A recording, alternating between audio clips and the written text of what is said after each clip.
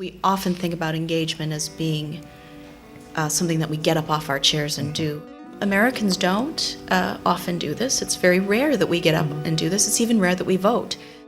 People in the United States and about 40% in California who are registered to vote don't come out.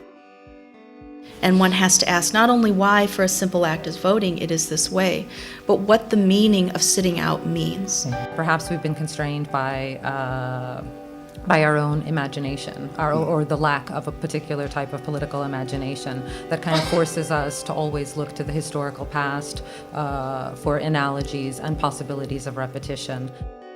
What it is to be an American is a part of an experience that we all recall from the way those stories, those narratives are given to us about the Founding Fathers, the principles under which our democracy was created.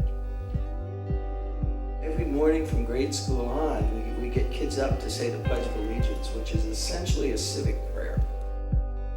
Civics is also about creating senses of national pride, national identity, and patriotism.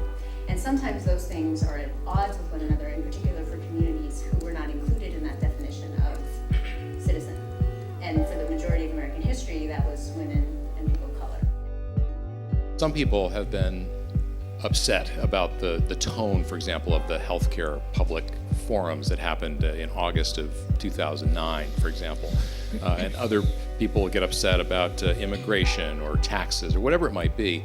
And sometimes I get the feeling that people get upset and say we're having uncivilized discourse when they disagree with the point of view being expressed. There's raw democracy and there's mature democracy, and what you say about interest and understanding, persuading people to participate is kind of mature democracy. But raw democracy is when people spontaneously get involved, and this is very upsetting to civil discourse because people, when they're upset, do not describe what they're feeling. They just vent. Well, like I said, emotion drives behavior. Candidates and political parties are always seeking to engage people, to get people to engage on their side, and emotion is a big component of that. There's all sorts of campaigns that are so nasty. Anytime you deal with passions, you're playing with fire.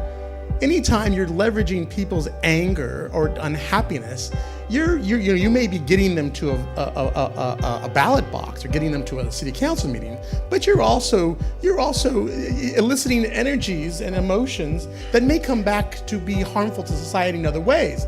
The media, is very often driven by ratings and sensationalizes a great deal and focuses on the negative and the doom and gloom and so on and so forth.